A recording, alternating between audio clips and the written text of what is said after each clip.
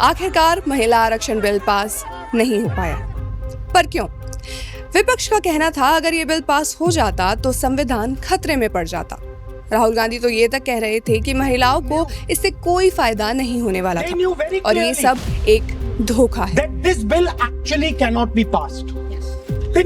ये सारी बातें बिल्कुल पवन खेड़ा के हेमंत बिश्व शर्मा की पत्नी वाले दावों जैसी ही फर्जी हैं। आइए सच्चाई जानते हैं। साल 2023 में मोदी सरकार ने नारी शक्ति वंदन अधिनियम पास कराया था। इसमें लोकसभा और राज्यसभा विधानसभाओं में महिलाओं को 33% आरक्षण देने का प्रावधान था और SC/ST महिलाओं के लिए भी सब कोटा निर्धारित किया गया था। लेकिन ये आरक्षण आज तक लागू नहीं हुआ। क्यों? क्योंकि 2023 का बिल बिना जनगणना और परिसीमन यानी डिलिमिटेशन के लागू नहीं हो सकता था। यहाँ सरकार का स्टैंड बिल्कुल क्लियर था। पहले जनगणना होगी, फिर सीटों की नई सीमा तय होगी, तभी आरक्षण देश की महिलाओं तक पहुंच पाएगा। 18 से 16 अप्रैल 2026 के 3 दिवसीय विशेष संसद सत्र में मोदी सरकार ने ठीक यही किया। संसद में 2 बिल लाए गए, संविधान विधेयक 2026 जो कि मुख्य बिल था और परिसीमन विधेयक। सरकार का प्रस्ताव था कि महिला आरक्षण बिल 2029 के चुनाव से पहले लागू हो जाए और लोकसभा की सीटें 543 से बढ़ाकर लगभग 850 हो जाए। चर्चा के बाद वोटिंग हुई और मतदान के नतीजे कुछ इस प्रकार थे। अब क्योंकि ये एक कॉन्स्टिट्यूशन अमेंडमेंट बिल था तो इस बिल को पास होने के लिए सदन में 2/3 यानी 360 वोट्स चाहिए थे और इन्हीं वोट्स की कमी की वजह से ये बिल गिर गया, जिसके बाद सियासी आरोप प्रत्यारोप और तेज हो गए।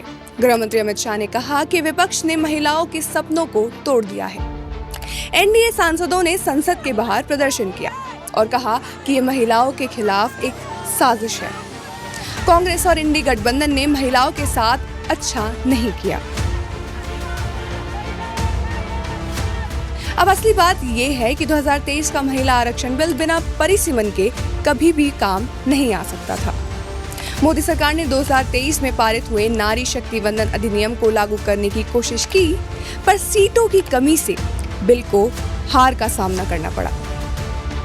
देश में आखिरी बार सन 1973 में लोकसभा की सीटों को बढ़ाया गया था। तब देश की आबादी कुल 54 करोड़ थी और आज की आबादी लगभग 1.5 अरब पहुंचने वाली है। परिसीमन यानी डिलिमिटेशन समय की मांग है और महिला सशक्तिकरण के लिए एक फाउंडेशन भी है। सरकार ने दोनों काम एक साथ करने की कोशिश तो की, लेकिन विपक्ष ने इसे रोक दिया। पर विपक्ष का असली डर आखिर है क्या? आखिर हो क्या जाता अगर परिसीमन विधेयक पास हो जाता तो? आइए समझते हैं। परिसीमन यानी डिलिमिटेशन बिल से लोकसभा की सीटें 543 से बढ़कर 850 होने का प्रस्ताव था और इस बदलाव से विपक्ष की मौजूदा पावर स्ट्रक्चर पर सीधा असर पड़ता। विपक्ष को अपनी कुर्सी और वोट बैंक से ज्यादा क्या ही प्यारा हो सकता है। महिलाओं का आरक्षण कभी उनकी प्रायोरिटी लिस्ट में था ही नहीं। उनकी प्रायोरिटी थी तो बस उनकी कुर्सी और उनकी पावर। विपक्ष ने एक बार फिर साबित कर दिया कि उनके लिए देश और महिलाएं कहीं स्टैंड नहीं करते। उन्हें चाहिए तो सिर्फ अपनी कुर्सी और पावर। इस मुद्दे पर आपकी क्या राय है? हमें कमेंट सेक्शन में जरूर बताएं। मिलते हैं आपसे एक ऐसे ही इंफॉर्मेटिव वीडियो के साथ।